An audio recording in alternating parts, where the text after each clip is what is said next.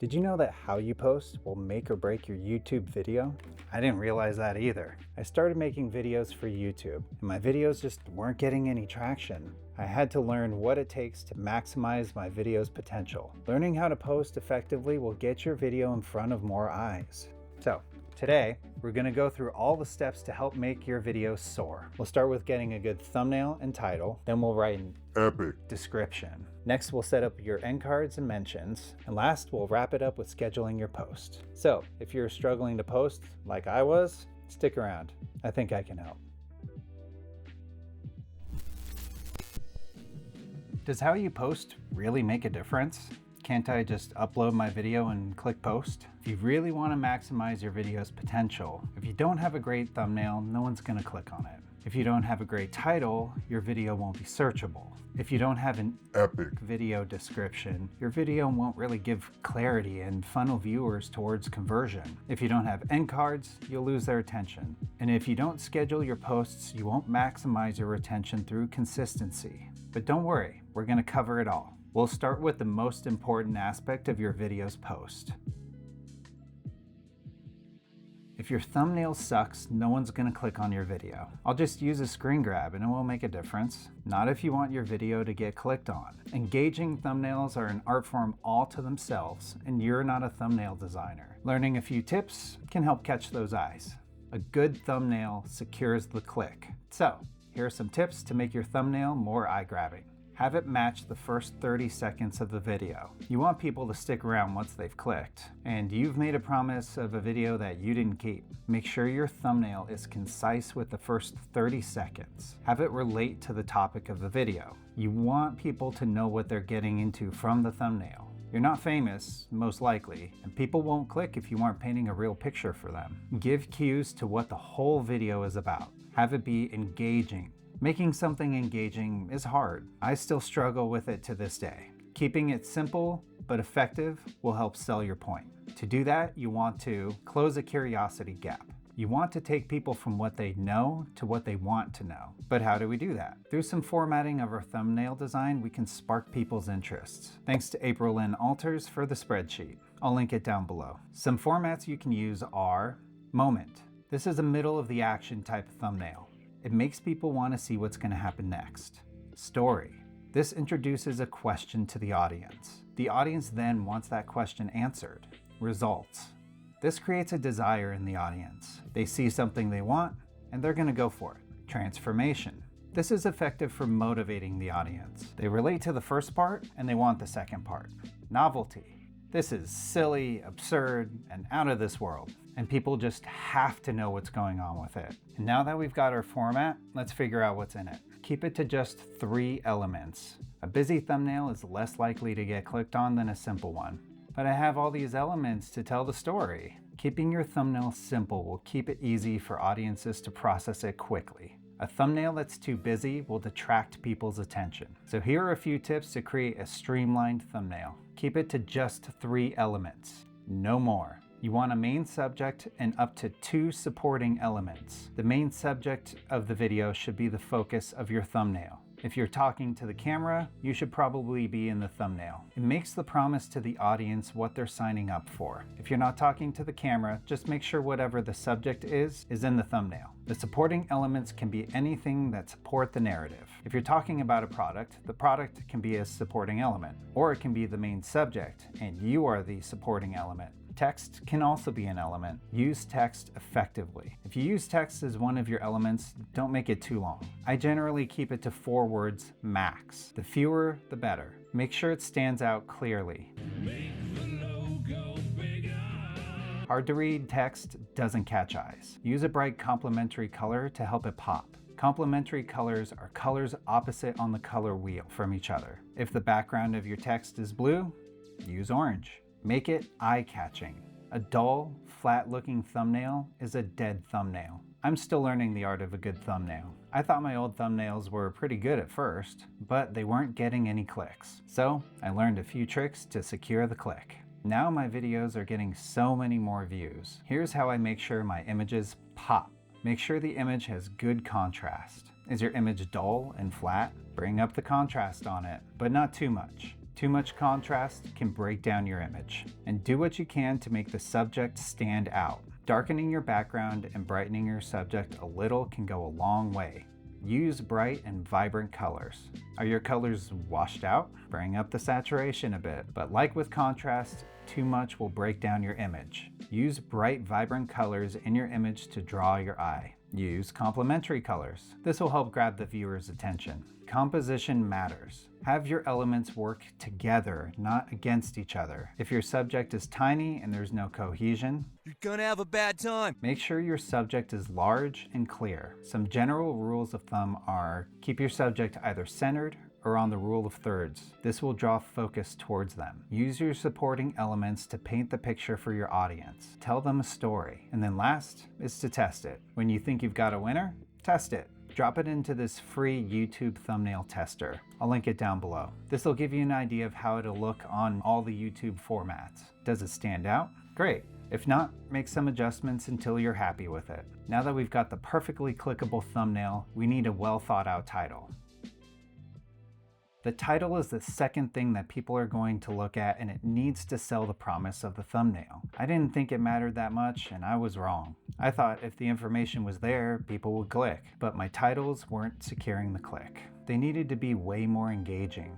An engaging, well thought out title will boost your video's potential. Here are 3 strategies I use for my YouTube titles. Have it clearly set out the goal of the video. A title that doesn't sell the story doesn't close the click. But how does one tell a story? Keeping it simple to just 3 elements will guide you through. The 3 elements are: character. What is the main subject of the video? Who are we talking to or about?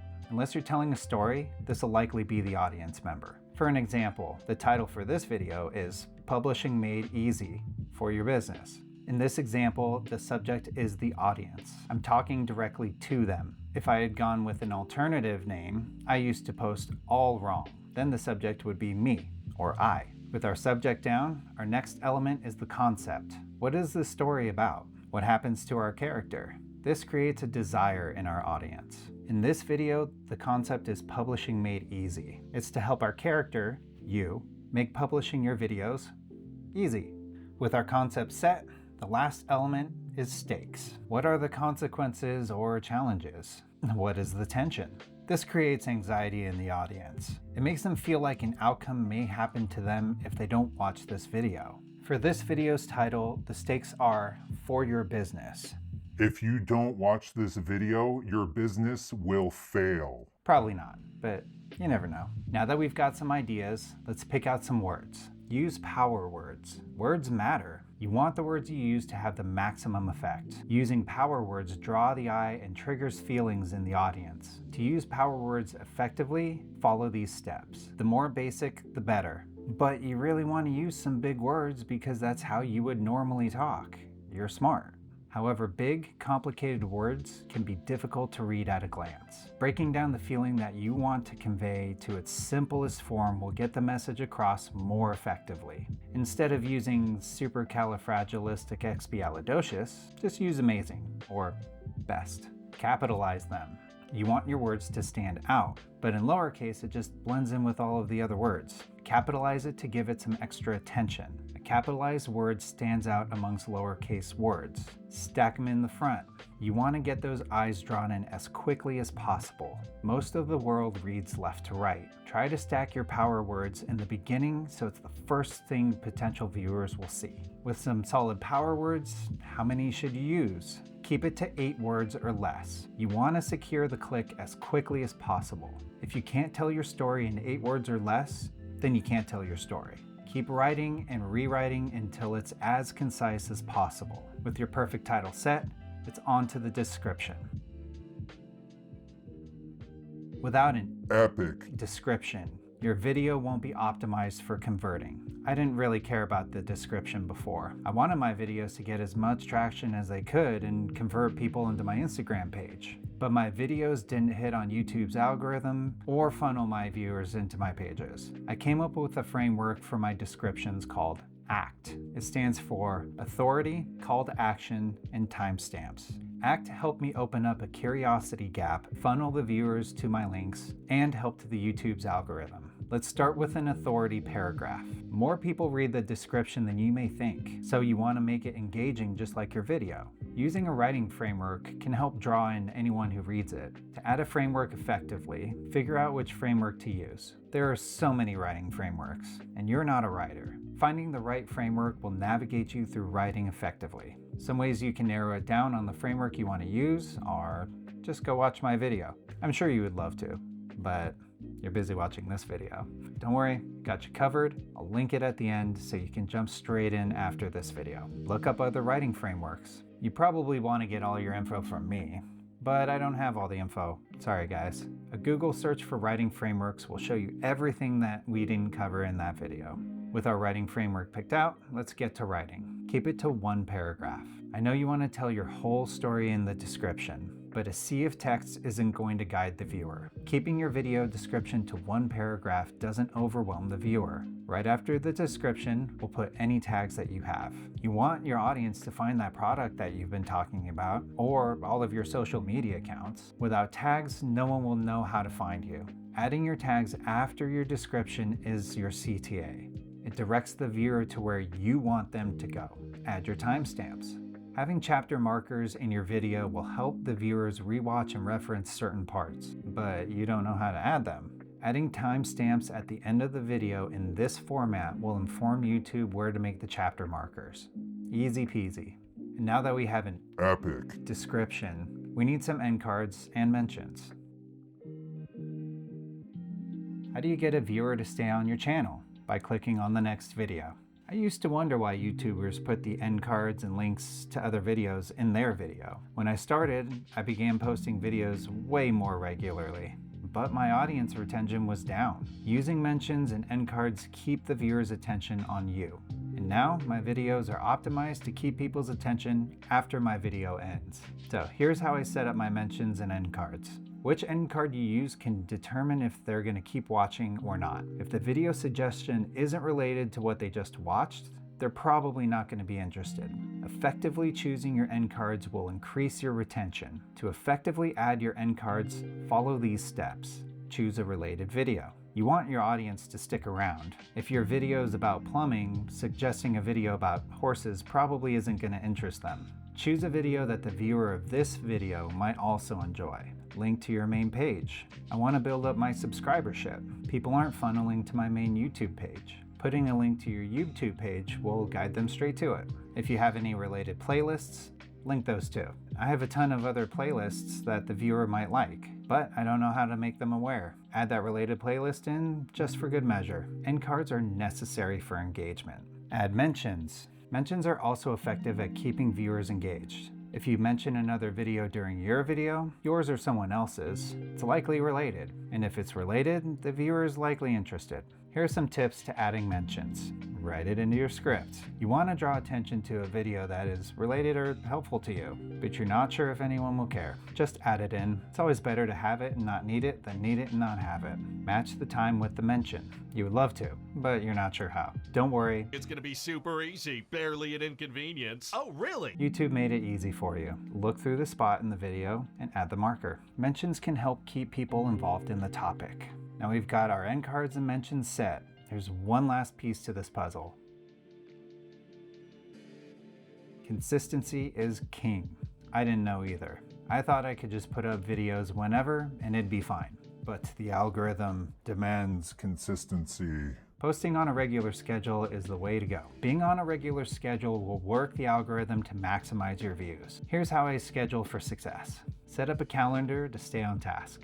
You want to keep to a schedule, but there's no time. Use your calendar app to set up a regular posting schedule. Look for the best times to post. You really want to post at the right time, but you don't know when the best time is. According to most experts, between 3 p.m. and 5 p.m. gives YouTube enough time to index and test it before people tune in around the evening time.